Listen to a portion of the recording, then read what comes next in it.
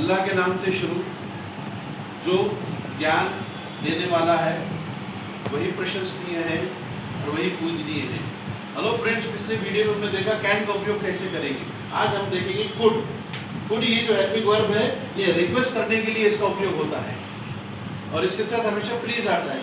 जैसे could you please open the window, तो इसके आंसर में आपको क्या कहना पड़ेगा? Yes I can open the window. फिर दूसरा question, could you please shut the door, क्या आप ये दरवाजा बंद करेंगे? Yes I will certainly shut the door. Could you please give me your pen, उत्तर में आप वही बोलेंगे yes I will give you my pen. फिर उसी तरह could you please bring the book, yes I will bring the book. No बोलना है तो no, sorry I can't do this, ये बोलना पड़ेगा। यू नो के आंसर में ख्याल रखिए आप, नो जब अगर आपको बोलना है no I can't do this.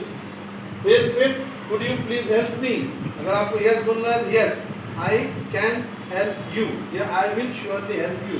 नहीं बोलना है तो sorry I can't help you. अब उसी तरह आपको हिंदी से इंग्लिश में आपको ये पूछना है क्या आप मुझे यह पता बताएंगे, तो could you please show me this address, क्या आप मेरी बात सुनेंगे? Could you please listen to me. फिर उसके बाद क्या आप मुझे लिफ्ट देंगे? Could you please give me the lift, क्या आप मुझे यह किताब देंगे? Could you please give me this book. उसी तरह क्या आप हमारे साथ आएंगे? Could you please come with us. तो ये आपको हिंदी में, तो आपको वाक्य की रचना कैसी बनेगी?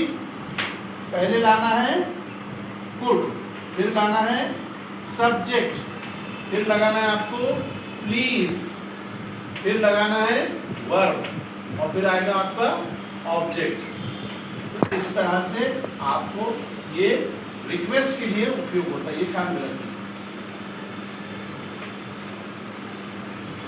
इसी तरह से अगर आप बोलने की प्रैक्टिस करेंगे तो आपको प्रैक्टिस से ये समझ में आ जाएगा कि इसका उपयोग कैसे करना है।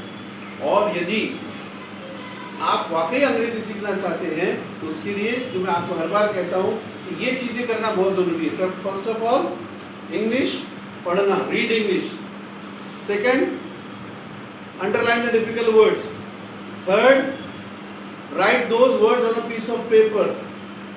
Fourth, consult the dictionary. Fifth, write their meanings on the piece of paper. Sixth, use those words in your own sentences. Seventh, write daily diary. Listen English.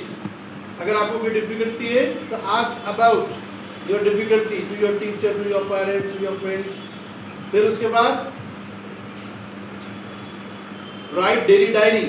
और अगर आप बहुत जल्दी सीखना चाहते हैं तो teach to others whatever you are learning. तो आपको अंग्रेजी पढ़ना है तो पढ़ते समय जो डिफिकल्ट वर्ड्स आ रहे हैं उनको अंडरलाइन करना है, अंडरलाइन करके उन वर्ड्स को एक कागज़ पर लिखना है।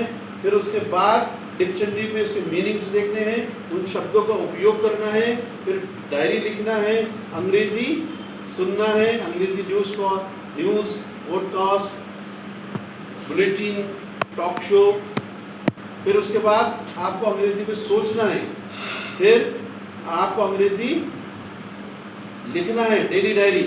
और अगर आप बहुत जल्दी सीखना चाहते हैं तो अंग्रेजी पढ़ाना है।